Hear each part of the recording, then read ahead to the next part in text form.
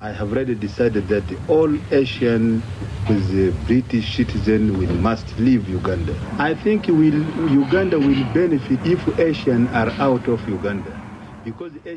ये आवाज है 70 के दशक में युगांडा के तानाशाह रहे इदी अमीन की, जो ये घोषणा कर रहे थे कि युगांडा में वर्षों से रह रहे ब्रिटिश पासपोर्टधारी एशियाइयों को 90 दिन के अंदर युगांडा छोड़ देना चाहिए।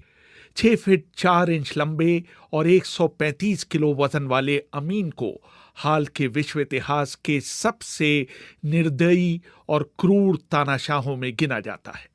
एक जमाने में युगांडा के हैवीवेट चैंपियन रहे इदी अमीन मिल्टन ओबोटे को हटाकर सत्ता में आए थे। अपने 8 वर्ष के शासनकाल में उन्होंने क्रूरता के जितने प्रतिमान गढ़े, आधुनिक इतिहास में उसके उदाहरण बहुत कम ही मिलते हैं। 4 अगस्त 1972 को इदी अमीन को अचानक एक सपना आया और टोरोरो में सैनिक अधिकारियों को संबोधित करते हुए उन्होंने कहा कि अल्लाह ने उनसे कहा है कि वो सारे एशियाइयों को तुरंत अपने देश से निकाल बाहर करें। Asians have kept themselves apart as a closed community and have refused to integrate with Ugandan Africans. एशियाइयों ने अपने आप को अलग थलग कर रखा है और उन्होंने युगांडाई अफ्रीकियों के साथ मिलने जुलने की कोई कोशिश नहीं की है। उनकी सबसे ज्यादा रुचि युगांडा की अर्थव्यवस्था का शोषण करने में रही है। उन्होंने गाय को दुहा तो है, लेकिन उसे भोजन खिलाने की तकलीफ गंवारा नहीं की है। शुरू में अमीन की इस घोषणा को एशियाई लोगों ने गंभीरता से नहीं लिया। उन्हें लगा कि अमीन ने अपने सनकपन में यह ऐलान कर दिया है, लेकिन थोड़े ही दिनों में उन्हें पता चल गया कि अमीन वाकई उन्हें बाहर निकालने पर उतारू थे। भारत सरकार ने स्थिति का जायजा लेने के लिए भारतीय विदेश सेवा के एक अधिकारी निरंजन देसाई को वहां भेजा। देसाई याद करते हैं, माहौल बहुत खराब था, काफी पैनिक था, डिस्ट्रेस था, क्योंकि काफी लोग तो युगांडा से भी बाहर नहीं गए थे कभी, और कभी ईस्ट अफ्रीका से बाहर नहीं गए थे, और सडनली उनको सब छोड़ कर जाना पड़ा। और गवर्नमेंट ने कोई भी इंस्ट्रक्शंस इशू नहीं की थी कि वो क्या ले जा सकते, क्या नहीं ले जा सकते। मगर जो स्मार्ट लोग थे उन्होंने काफी तरीके अपनाए और काफी अपना प्रॉपर्टी और पैसे फंड्स बाहर निकाल दिया। अमीन का यह फैसला इतना अचानक था कि युगांडा की सरकार भी इसको लागू करने के लिए तैयार नहीं थी। कुछ अमीर एशियाइयों ने अपने धन को खर्च करने का नायाब तरीका निकाला। जो लोग बहुत पैसे वाले थे उन्होंने सारे फैमिली के लिए राउंड द वर्ल्ड टिकट्स ले ली, फर्स्ट क्लास की, साथ में वो होटल बुकिंग्स और एमसीओ की तरफ ले लिया, क्योंकि वो बाद में रिफंड कर सकते हैं। तो ऐसे पैसे निकाल दिए। किसी ने डायरेक्टली फंड्स ट्रांसफर कर दिए, किसी लोगों ने कार के अंदर ज्वेलरी और पैसे सब निकाल कर कीनिया चले गए, और किसी लोगों ने पोस्ट से पार्सल कर दिया। पोस्टल सर्विस अच्छी थी कि काफी लोग को ज्वेलरी आपको मिल गई लंदन में। और कोई लोग ऐसे थे उन्होंने सोचा कि ये मामला ठीक हो जाएगा, वो लोग वापस आ जाएंगे, तो उन्होंने अपनी ज्वेलरी अपने गार्डन में छुपा दी। वो तो चली गई, मगर काफी लोगों ने बैंक ऑफ बड़ौदा में सेफ डिपॉजिट वॉल्ट में रख दी थी, और ये बैंक ने बहुत संभाल कर रखा। और जब मुसेवेनी गवर्नमेंट आई पावर में, तब काफी लोग आए और ज्वेलरी ले गए वापस। नार्डिन दाऊद युगांडा के एक स्कूल में अध्यापक थे। उनकी पत्नी के रिश्तेदार पाकिस्तान से आते थे। All Asians started lining up outside the offices of various embassies, and I'm very grateful to all those embassies.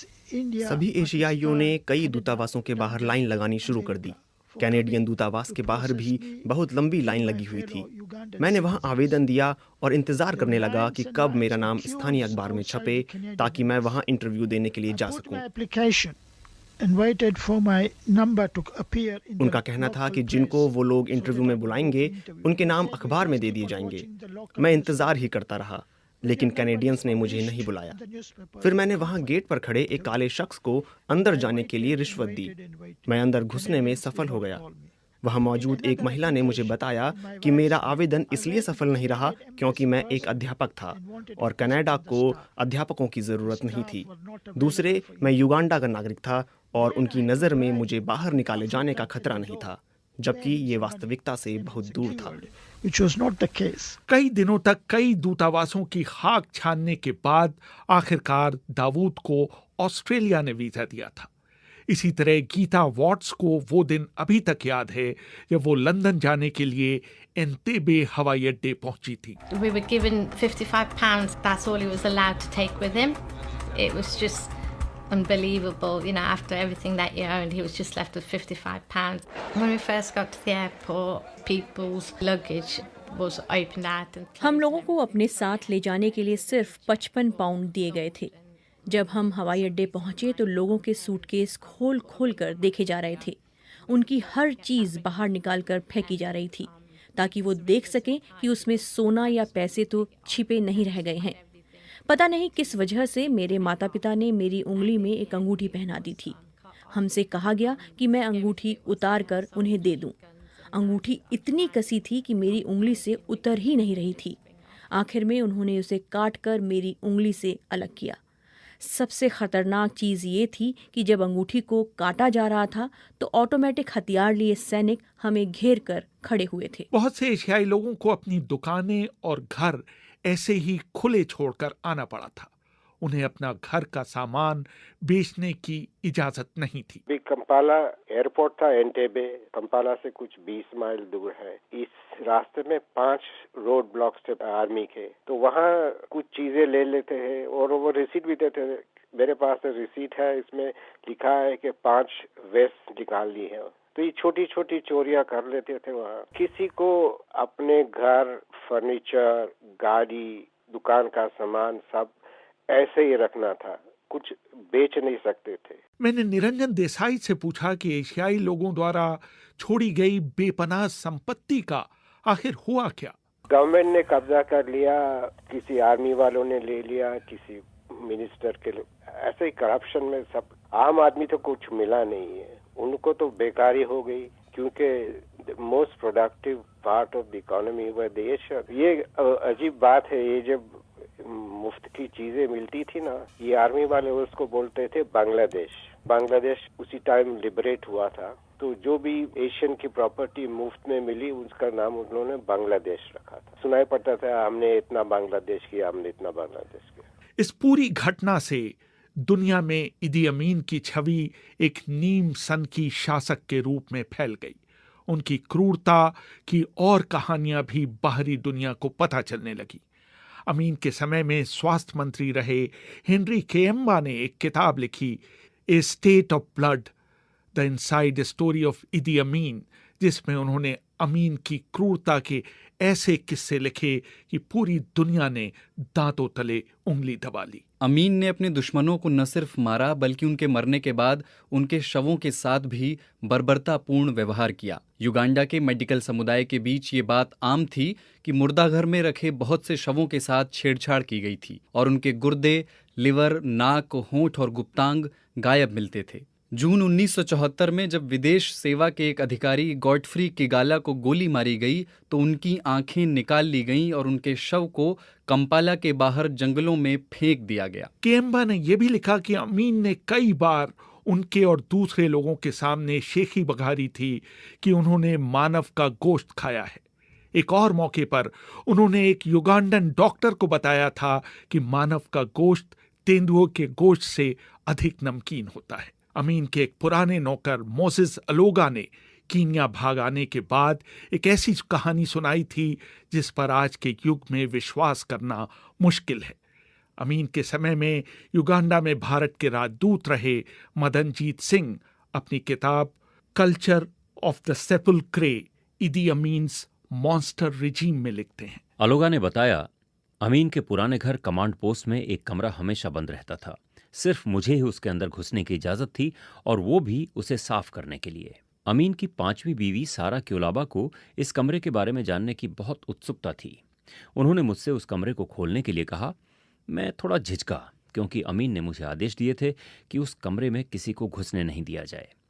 लेकिन जब सारा ने बहुत जोर दिया और मुझे कुछ पैसे भी दिए, तो मैंने उस कमरे की चाबी उन्हें सौंप दी। कमरे के अंदर 2 रेफ्रिजरेटर रखे हुए थे। जब उन्होंने एक रेफ्रिजरेटर को खोला तो वो चिल्लाकर बेहोश हो गईं। उसमें उनके एक पूर्व प्रेमी जीज गिटा का कटा हुआ सिर रखा था। बहरहाल एशियाइयों को बाहर निकाले जाने के बाद युगांडा की पूरी अर्थव्यवस्था तहस नहस हो गई। जरूरी चीजों की भयानक कमी हो गई। कई उद्योग बंद हो गए। कंपाला के कई रेस्तरां अपने मेन्यू कार्ड की इस तरह हिफाजत करने लगे मानो वो कोई सोने की चीज हो। वजह थी कि शहर के प्रिंटिंग उद्योग पर एशियाइयों का एकाधिकार था। जब एशियन चले गए, अनएम्प्लॉयमेंट ज्यादा हो गई, डिस्ट्रीब्यूशन नेटवर्क खराब हो गई।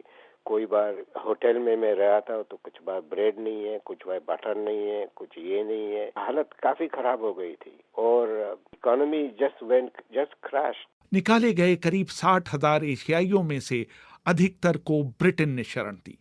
इन लोगों ने वहां कड़ी मेहनत की और बिल्कुल जमीन से शुरुआत करते हुए ब्रिटेन के रिटेल उद्योग की पूरी सूरत बदल दी। सबसे ज्यादा नंबर ब्रिटेन में आए क्योंकि वो ब्रिटिश पासपोर्ट होल्डर्स थे। आई थिंक कुछ 23,000 और सो आए और हमारे नेशनल थे कुछ 11,000 और दूसरे कुछ ऑस्ट्रेलिया गए, कनाडा गए। कनाडा सरकार ने बहुत मदद की थी। कनाडा सरकार ने आगा खान साहब की बातचीत के बाद कनाडा ने स्पेशल मिशन बनाया वहाँ कंपाला में और उन्होंने काफी लोग को इंटरव्यू किया और जो एलिजिबल थे उनको कनाडा का वीजा दे दिया और कनाडा गवर्नमेंट ने पैसेज भी फ्री दिया था उनको। तो काफी लोग कनाडा भी चले गए, कुछ फिर यूरोप चले गए, कोई न्यूजीलैंड गया, कोई ऑस्ट्रेलिया गया, कोई ब्राजील गया।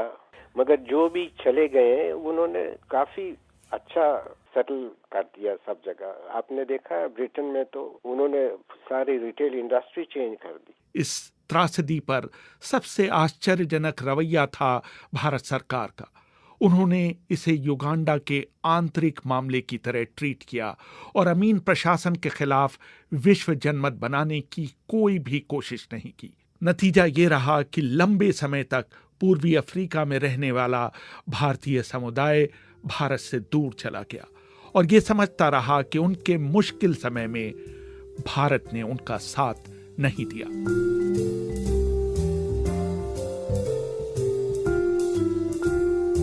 रेहान फजल, BBC